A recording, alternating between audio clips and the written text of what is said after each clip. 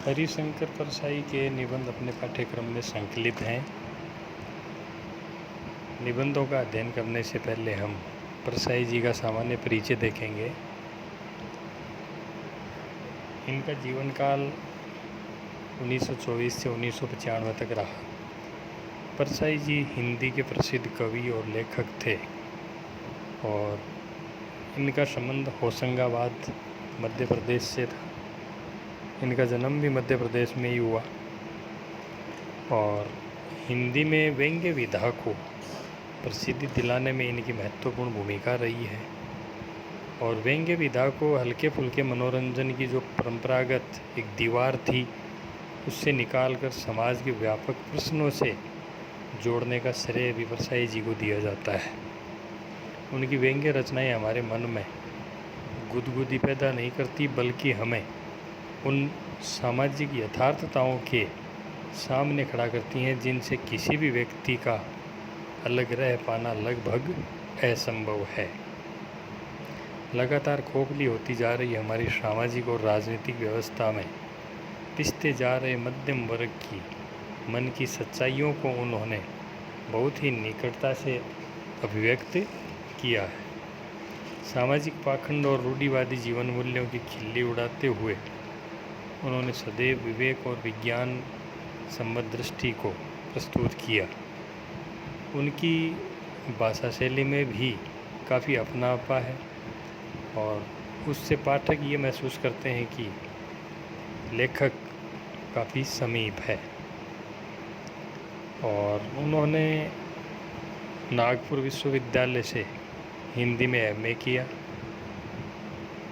कुछ समय तक फॉरेस्ट डिपार्टमेंट में सर्विस भी की। कुछ समय तक अध्यापक भी रहे। किसी ट्रेनिंग कॉलेज में शिक्षण कार्य भी करवाया। कई बार सरकारी नौकरियां छोड़ी और प्राइवेट स्कूलों में भी नौकरी की थी।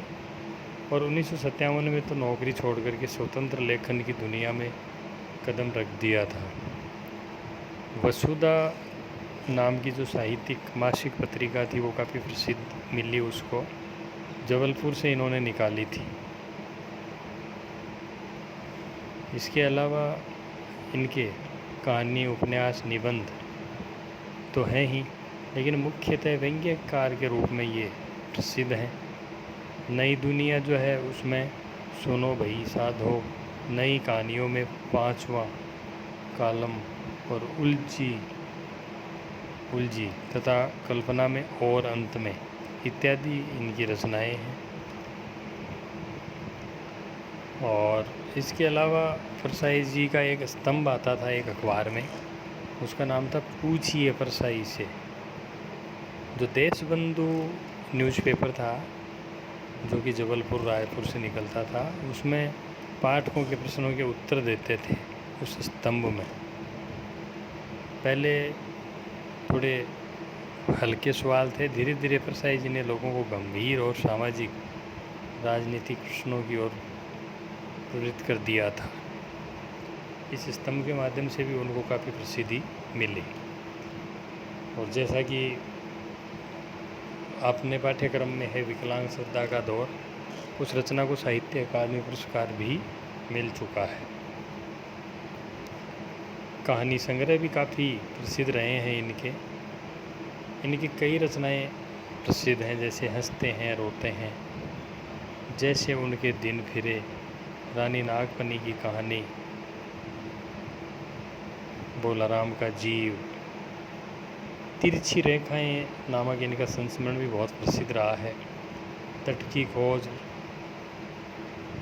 ज्वाला और जल, इस तरह की रचनाएं बहुत प्रसिद्ध रही। निबंध तो इनके, क्योंकि निबंध इन्होंने खूब लिखे हैं और व्यंग्यात्मक नज़रिया रहा है इनका निबंधों में। तब की बात और थी, भूत के पांव पीछे, बेईमानी की परत, पगडंडियों का ज़माना, सदाचार का ताबीज, वैष्णव की फिसलन, विकलांग श्रद्धा का दौर, माटी कहे कुम्हार से, शिकायत मुझे भी है, हम इस उम्र से वाकिफ़ हैं, प्रेमचंद के पठे जूते, तुलसीदास चंदन घी से, ऐसा भी सोचा जाता है। इस तरह के निबंध बहुत प्रसिद्ध रहे हैं और वसुधा पत्रिका जो है उसका संपादन इन्होंने किया। साहित्य अकादमी पुरस्कार मिला। एमपी सरकार का भी शिक्षा सम्मान मिला।